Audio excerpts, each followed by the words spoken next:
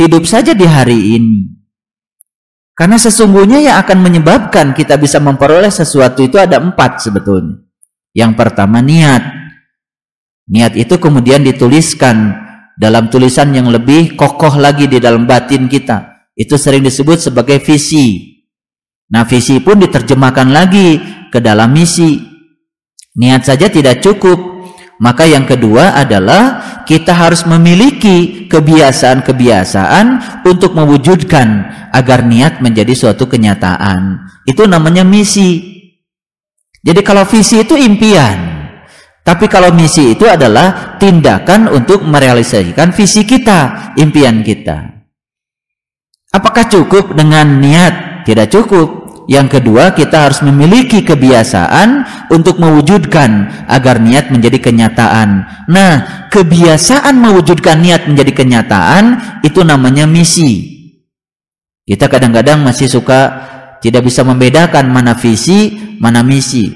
Kadang-kadang juga banyak yang ngomong harus jelas dong visi misinya, tapi dia juga nggak ngerti yang mana visi, yang mana misi. Iya kan? Visinya bagus, mati masuk surga. Apa misinya? Ya tentu saja melakukan tindakan-tindakan yang menyebabkan matinya masuk surga, kan gitu. Ini kadang-kadang visi dan misi tidak sejalan. Itu sebabnya diperlukan yang ketiga, yang namanya komitmen. Niat sudah punya, visi sudah punya. Kebiasaan mewujudkan niat menjadi kenyataan juga sudah dimulai. Itu namanya misi. Apa cukup? Tidak cukup. Dibutuhkan yang ketiga, namanya komitmen. Nah, komitmen itu bahasa Arabnya adalah multazam. Makanya banyak orang yang pergi ke multazam, malah ngatur Allah. Harusnya di multazam dia berkomitmen kembali dengan Allah, bahwa dia diciptakan bukan untuk dia, tapi dia diciptakan untuk Allah. Harusnya di multazam dia menyadari bahwa saya hadir ke dunia dikehendaki oleh Allah untuk Allah. Maka tugas saya adalah membiarkan diri saya digunakan Allah untuk Allah. Itu yang harusnya dilakukan di multazam. Itu namanya doa. Lalu doa diartikan menjadi permohonan. Salah lagi. Doa itu artinya undangan. Undang Allah di multazam. Gimana caranya? Ya kalau kita ingin mengundang Allah, berarti menciptakan kondisi agar Allah hadir di dalam diri kita. Nah, menciptakan kondisi adalah menselaraskan kita dengan Allah. Dia Maha Pengasih, belajarlah kita menjadi pengasih. Dia penyayang, belajarlah kita menjadi penyayang. Dia Maha Luas, belajarlah kita untuk seluas langit dan bumi. Gitu. Dia Maha Penyabar, belajarlah untuk jadi orang yang sabar. Dia Maha Kuat, belajarlah untuk menjadi orang yang kuat.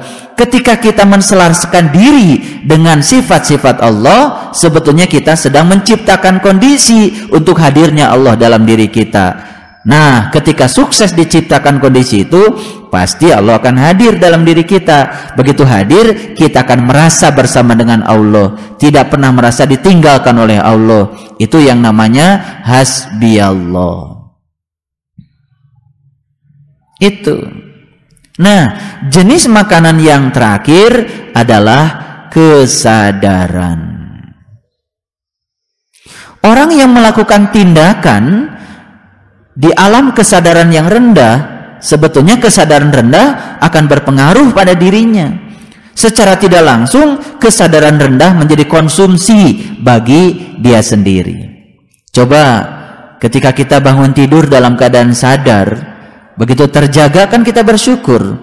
Ya Allah, terima kasih hari ini Engkau masih bangunkan aku. Begitu dia membuka jendela, ya Allah terima kasih hari ini aku masih bisa menatap mentarimu. Hari ini aku masih bisa menghirup udara segarmu. Maafkan jika hari kemarin aku tidak menyadari bahwa hidup adalah sesuatu yang berharga. Izinkan hari ini aku tidak menyia-nyiakan waktu yang Kau takdirkan untukku. Setidak-tidaknya 24 jam yang baru yang Kau baru saja berikan kepadaku, yang Kau hadiahkan kepadaku. menjadi hari-hari yang bermanfaat untukku dan orang-orang yang di sekitarku. Izinkan aku membagi cinta kepada mereka semuanya. Jadi membuka jendela saja sudah menimbulkan satu doa dan kesadaran. Begitu kita menggosok gigi, ya Allah, mulutku sedang aku bersihkan. Terima kasih hari ini Engkau masih berikan gigi kepadaku untuk dibersihkan. Semoga wewangian akan lahir dari mulutku, kata-kata bijak akan lahir dari mulutku, kata-kata yang penuh maaf akan lahir dari mulutku, kata-kata yang penuh dengan kearifan akan lahir dari mulutku. Jangan pernah Kau izinkan ya Allah lidahku menghasilkan kata-kata yang menyakitkan anak-anakku, istriku, tetanggaku, dan siapa saja orang yang akan bersentuhan hari ini denganku. Itu komitmen, ya, komitmen. Jadi selalu begitu kita berniat untuk menjaga kesucian batin kita, mulai dari makanan yang masuk lewat mulut kita, makanan yang lewat hidung kita, makanan yang lewat mata kita, makanan yang lewat telinga kita, makanan yang lewat pikiran kita, semuanya diolah menjadi nutrisi yang akan bagus untuk pertumbuhan jiwa kita. Tidak mengizinkan virus-virus, penyakit-penyakit yang akan menggerogoti kemurnian dan kesucian jiwa kita. Tak pernah diizinkan. Ketika kita larut pada kesedihan, sakit hati, kebencian, menghukumi, menghujat, menjas orang, sebenarnya kita sedang membiarkan virus-virus itu merajalela dan kita sedang mengkonsumsinya sebetulnya. Hentikan semua itu, karena itu akan sangat berpengaruh untuk pertumbuhan jiwa kita. Kita harus 24 jam melakukan tindakan menyaring semua itu, sehingga kita selalu berada dalam keadaan suci, tenang dan damai.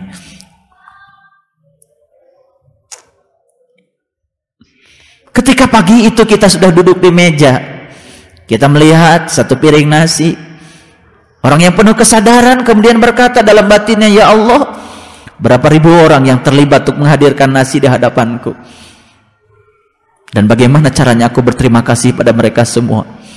Ini adalah hutang-hutang aku yang harus aku bayar, karena aku tidak tahu siapa yang menghadirkan nasi ke tempat ini, siapa yang menanam, siapa yang memupuk, siapa yang mengangkatnya dulu dari sawah,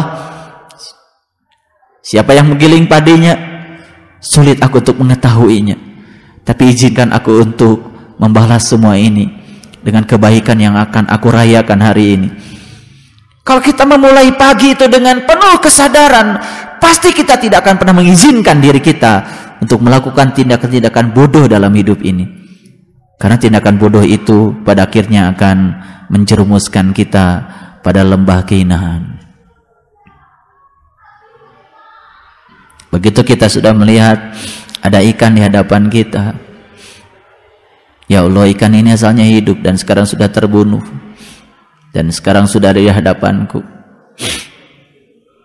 Bagaimana caranya aku meminta maaf, karena dia harus terbunuh demi untuk kelangsungan hidupku. Tapi izinkan aku mengorbankan jiwa ragaku untuk memberikan kedamaian pada hidup ini.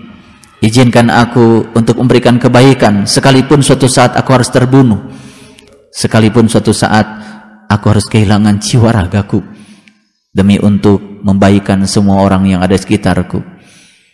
Jadi selalu menimbulkan suatu doa dari dalam diri kita dengan penuh kesadaran. Makanya orang yang hidup dalam kesadaran sungguh sangat berbeda dengan orang yang hidup tanpa kesadaran. Saya kalau sedang lari di atas treadmill, kemudian saya pejamkan mata, kemudian saya memfokuskan diri saya kepada apa yang seharusnya kita ingat, sambil membaca la ilaha illallah.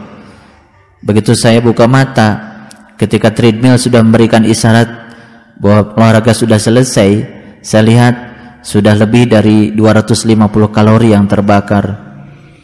Saya sudah melangkah lebih dari 5 km dengan kecepatan 8 km per jam, tidak terasa. Semua yang terasa adalah tubuh saya menjadi ringan dan enteng, dan saya merasakan tidak ada pegal-pegal lagi di tubuh ini. Dan kemudian saja bersyukur kepada Allah, ya Allah, terima kasih hari ini masih Kau izinkan aku untuk memelihara tubuh ini. Semoga aku bisa menggunakan tubuh ini untuk membaikkan lebih banyak orang lagi, dan hari-hariku bermanfaat untuk banyak orang. Bayangkan kalau kita melakukan olahraga tanpa ada kesadaran, biasa saja, mungkin kita akan merasa bosan. Tidak terasa, ya. 45 menit itu tidak terasa. Tahu-taunya tubuh ini udah basah kuyup. Begitu masuk ke tempat mandi, saat membuka keran, kita berterima kasih lagi, sekali lagi, ya Allah, terima kasih, hari ini air masih menghampiriku. Bayangkan bagaimana tubuhku kalau tanpa air. Kita ketika membuka keran, kita pun tidak pernah sadar, rasanya air punya saya, rasanya air ini hadir karena saya punya pompa air, rasanya karena saya sudah bayar listrik. Subhanallah. Di tempat manapun banyak orang yang punya pompa air, tapi tidak ada airnya. Mereka bisa bayar listrik, tapi tidak ada airnya. Di Gunung Kidul, orang harus rela minum air yang berlumpur. Di Jambi, orang harus berlera meminum air dari air hasil menampung air hujan. Jadi mereka itu ketika musim kemarau, ya, sangat kesulitan karena air yang ditampung pada saat musim hujan itu habis. Makanya di situ anak-anak remaja belasan tahun sudah kehilangan giginya karena sifat air hujan itu kan asam. Dan mereka makan dan minum setiap hari dari air hujan itu. Umur belasan tahun sudah kehilangan gigi. Kita bersyukur sudah 60 tahun gigi kita masih sehat. Barangkali karena kita merawatnya. Itulah yang namanya bersyukur karena kita merawatnya. Subhanallah. Marilah kita lakukan semua dengan kesadaran. Kita maklum bahwa kita hidup dalam sebuah lingkungan yang serba tergesa-gesa. Karena ketergesa-gesaan itu diwariskan turun-temurun. Ingin lebih cepat kaya, ingin lebih cepat selesai. Dan kita kan dididik oleh lingkungan.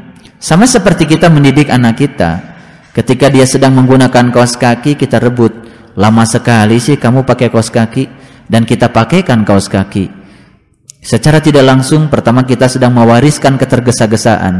Dan yang kedua yang lebih parah lagi, kita sedang merampas hak dia untuk bisa pakai kaos kaki. Kemudian kita beralasan, ini sih kaos kakinya terbalik. Biarkan dia terbalik. Setelah dia terbalik, kita merasakan tidak nyamannya pakai kaos kaki terbalik. Suatu saat dia mencari bagaimana pakai kaos kaki yang tidak terbalik. Itu kan inquiry, memberi kesempatan kepada orang lain untuk bisa. Itulah fasilitator. Tapi kita sedang merampas orang lain untuk bisa, karena kita tidak sabar, kita tergesa-gesa. Anak kita ingin cepat lulus, ingin cepat dapat kerja. Jika perlu kita nyogok sana sini. Subhanallah. Jadi sebetulnya, sejujurnya, semua peradaban yang kita rasakan hari ini, yang buruk terutama, saya jamin kita berkontribusi memberikan warisan itu.